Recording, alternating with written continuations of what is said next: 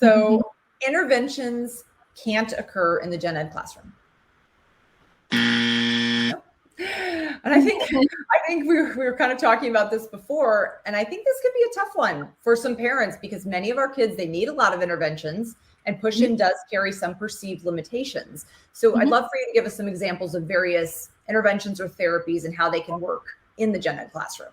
In elementary school, we are doing interventions often in gen ed classrooms anyway, or we have specific intervention times. Most schools do.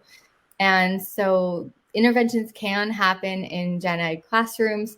When kids get older, like if you're going to do a reading intervention, that might be more tricky, and we might need to be figuring out more creative solutions, like what period could we be doing that intervention to allow for the student to get intervention, but also be exposed to the rich text that they're discussing in English.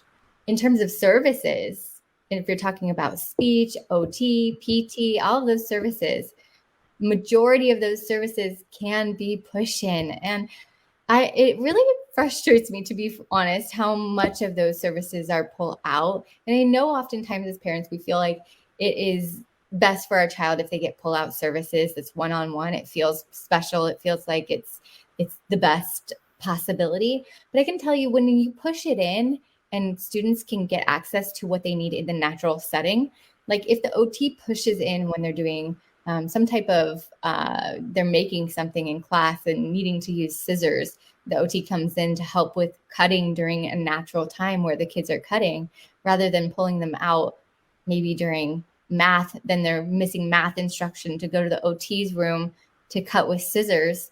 It just doesn't make sense to me. And it's also really disruptive to the student's schedule oftentimes.